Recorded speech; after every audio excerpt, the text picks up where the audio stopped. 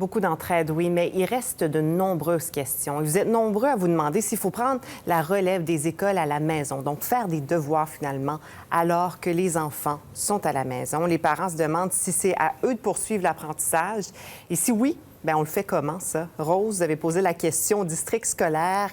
Quelle réponse ils ont pour nous?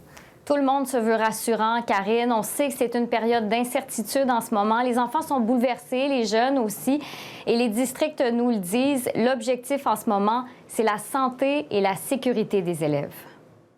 On sait que c'est vraiment bouleversant. Et puis, la santé mentale passe avant tout.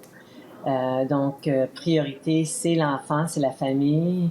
C'est vraiment de s'adapter à ce milieu-là, un changement. C'est pas tout le monde qui va s'adapter de la même façon. Donc ça, c'est très important. Donc, si on comprend bien, Rose, on ne s'attend pas à ce que les parents reproduisent la salle de classe à la maison. Exactement. Là, l'apprentissage en ce moment, dans la période trouble qu'on vit, ça passera par des activités plutôt ludiques. C'est ça la priorité. Et on ne conseille pas non plus de faire appel à des tuteurs si on voudrait continuer l'apprentissage à la maison parce que tout le monde va revenir au même point de départ lorsque les écoles rouvriront. Dans un deuxième temps, Karine, si jamais ces fermetures se poursuivent pendant plusieurs mois, les districts scolaires, les équipes pédagogiques travaillent à l'élaboration de méthodes d'apprentissage alternatives. En Nouvelle-Écosse, la priorité, c'est les 12e années là, qui doivent obtenir leur diplôme.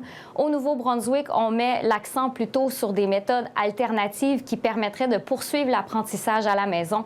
Voici le district scolaire Nord-Ouest à ce sujet.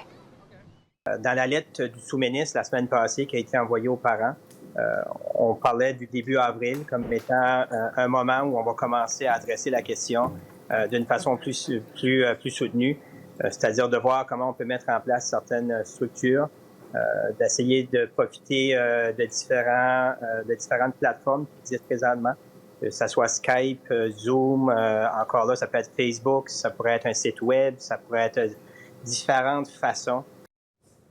On le mentionnait, donc ça pourrait passer par des méthodes alternatives, mais on reconnaît aussi du côté des districts qu'il faudra être équitable. C'est pas tout le monde qui a un accès à Internet. Et il y a aussi des élèves qui présentent des difficultés d'apprentissage qui ont besoin de méthodes alternatives. Voici à nouveau les districts à ce sujet. D'être capable de rejoindre près de 90 000 élèves dans la province du Nouveau-Brunswick, c'est quand même un défi de taille. Je vous parlais tantôt d'équité, puis d'être capable d'offrir... on s'entend que c'est pas toutes les familles qui ont les mêmes conditions, que ce soit au niveau technique ou encore au niveau environnement. Ça va devenir un défi, puis on est conscient qu'on ne veut pas non plus poser un autre problème qui s'ajouterait au niveau des familles. Oui, il y a des enfants qui n'ont pas accès à l'Internet ou parfois l'Internet n'est pas fiable. Donc, il faut être équitable, donc on reconnaît ça en tant que conseil scolaire. Alors ici, les activités qu'on peut fournir, c'est différentes choses, puis surtout pour, on reconnaît que les élèves qui ont des difficultés d'apprentissage, bien, ils n'ont pas accès à ces outils-là. Donc, l'apprentissage est un peu bouleversé, Karine, c'est ce qu'on retient. Mais il y a une chose est sûre, c'est que ce qu'on vit en ce moment, ça va apprendre une chose aux jeunes, la capacité d'adaptation. Et la patience aussi. Et la patience. Merci beaucoup, Rose. Je vous en prie.